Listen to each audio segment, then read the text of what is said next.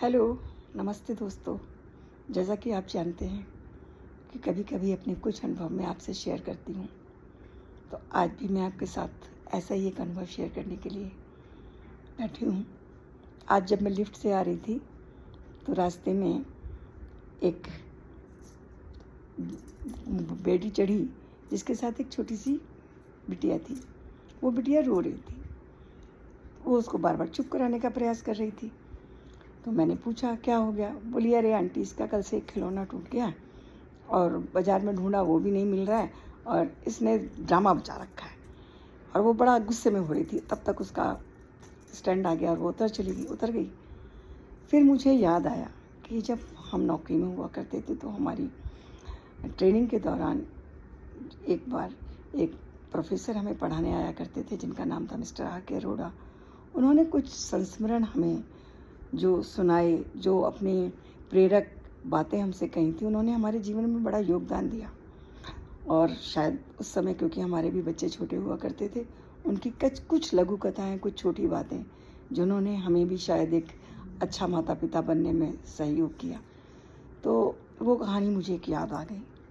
उन्होंने उस वक़्त एक कहानी क्या कहें या संस्मरण कहें, एक एम्पैथी वर्ड पर एक संस्मरण हमें सुनाया, एक प्रेरणा स्रोत के रूप में। तो वो मैं आपसे आज शेयर करती हूँ। एम्पैथी मतलब सहानुभूति, परानुभूति, जो कि हमारे जीवन में हम कई बार लोगों के साथ जब वो कोई दुःख में होता है, किसी परेशानी में होता है, तो हम व्यक्त करने भी जाते हैं। तो परानुभूति वास्तव में है क्या? क्या वाक़ई में केवल 2 शब्द कह देना परानुभूति है?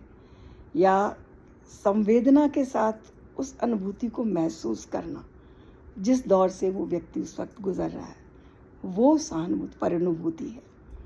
तो उसी में संदर्भ में उन्होंने एक वक्तव्य कहा कि एक प्रेरक स्टीफन क्रूवे हुए हैं जिन्होंने अपनी एक किताब लिखी है जिसमें उन्होंने 7 habits of highly effective people लिखे।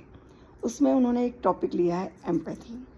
तो उसमें उन्होंने एक वर्णन किया है जिसमें उन्होंने एक अमेरिकी लेखक क्रूवे हुए हैं, उनकी एक छोटी सी कहानी सुनाई थी कि क्रूवे जी एक दिन जब घर में वापस आए तो देखा उनकी छोटी सी बिटिया, 4 साल की बिटिया, ज़ोर-ज़ोर से रो रही थी। तो उन्होंने उसको अपने पास बुलाया और आते ही वो उनके पैरों से लिपट कर ज़ोर-ज़ोर से रोने लगी। तो उन्होंने कहा, अरे क्या हुआ बिटिया? तो जब तक कि वो अपनी बात कहती तब तक ही उनकी पत्नी बीच में आ गई और कहने लगी कि आज सोफ़ा खिसकाते वक्त इसकी गुड़िया सोफ़े से नीचे गिर गई और उसकी टांग टूट गई। तो तब से ये मेरे पीछे पड़ी है कि इसको फ्रैक्चर हो गया, इसको